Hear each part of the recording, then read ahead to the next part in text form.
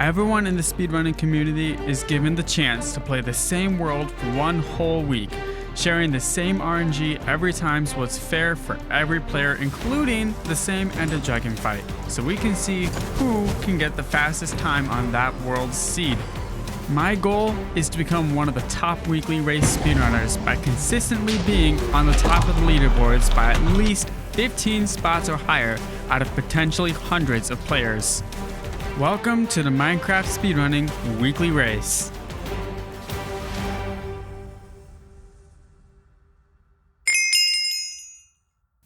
Immediately after spawning into the world, the first thing I do is jump down to grab 4 pieces of gravel. That'll give me 1 flint. The reason why I don't take any damage when I first jump down is because the first couple ticks of the game starting, you are invincible and you take no damage. So that's why I was able to jump down there unharmed. The next thing I do is to run into this weaponsmith to grab some obby, gold, iron, and some food. After that, I head over to this building to grab that crafting table so I can make a pickaxe, break the walls, break the bed, and grab the crafting table. I don't have an axe for now, so I have to punch everything by hand. I need to grab 2 pieces of logs from this spot over here after building my portal. Slowly but surely, I'm getting faster at building my portals. Still not very fast, but a little better than usual. Punch this first log, make some flint and steel, light the portal, and I punch this last one. I'm able to punch it and grab it right before I spawn into the Nether. Here, I jump on the edges of the soul sand blocks, because if you jump on the edge of the soul sand block, you can keep all your momentum when usually you would be slowed down. So that's a fun little trick that you can use for yourself on your own runs. Next, I break this gold block so I can make a trading hole with the piglins safely without getting damaged. I pre-made the hole right here before lighting them in so I don't get hurt. Throw in some gold. They fall in. Now I have to go break this wall over here to grab more. After successfully getting all of my piglins in there, I have to grab some boots and more obsidian from that chest. Make my way to the upper portion of this rampart to grab some gold blocks. I just need a few for this run, not very many. I'm making a hole here so that way I can throw the gold down at them without having to go all the way back down. Makes the trading go faster. Grab these 2 blocks, craft them into ingots, and throw them down the trading hole. Have to grab 1 more, and then I'm done with the upper rampart.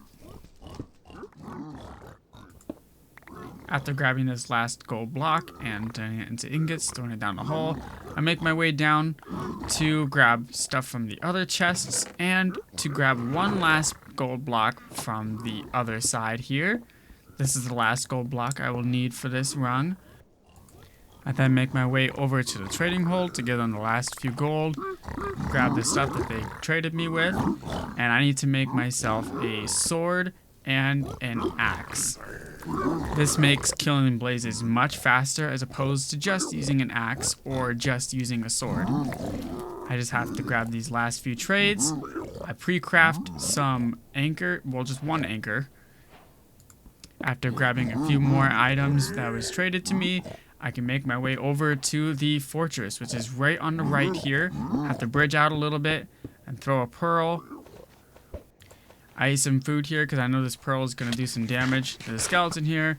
Misses its first arrow on me, so that's good. Unfortunately, I did get hit the second time, so that brought me pretty low. Very thankful that I ate that piece of bread earlier because I could have been dead at this point. Grab some food.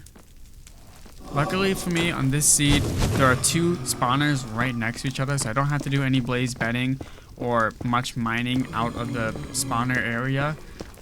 I tunnel up here to get to the other blaze spawner. Only have to break a few blocks here. This is the point where I realized I did not yet put on my fire resistance, so that was a pretty close call. I'm really low here, which is really unfortunate because that hinders me from healing enough to throw as many pearls in this run as I would like to. Ultimately, though, it's only losing me a few seconds of time, but every second really matters in these runs when it can be fully optimized by my opponents. Have to kill these last blazes down here so I can head up to the upper spawner and then I can head out of this area. There's 3 more blazes to kill. I'm trying to eat some food here. I'm already down to my last piece of bread, which is really not that great for this run, but it is manageable. It worked out. just had to be a little more sparing with my pearls. Break this block here to get over to this side of the fortress sooner. Right now I'm headed to the location that I need to build my nether portal to spawn in the fortress, or sorry, the stronghold is what I meant to say. Chow down my last piece of food, and this is where I'm going to be building my portal. A little bit of a slower portal here, really unfortunate because I lost a lot of time to a slow portal build, something that I still want to work on and have not done so yet, but I will get there eventually. Usually I will grab out an ender pearl from there, but since I wasn't able to use the ender pearl earlier, I have one to spare. So now all I have to do is fill out this portal. I break those blocks just in case if any silverfish try and get me. It did lose me a few seconds, but maybe not a few seconds, but did lose me some time nonetheless. So this is a buried spawn, so I have to dig my way out of here. In this seed, it is not any faster to do a 0 cycle than it is to do a 1 cycle, just because you have to dig out of there and you would have to get more supplies for a 0 cycles, like more beds and stuff. You need more explosives or something like that. So it is more optimized to just do a simple 1 cycle, which is very fortunate for me because that means I don't have to do as many resets in the end, because I can more consistently hit the 1 cycle more than the 0 cycle. Made my beds there. Only 3 beds and an anchor.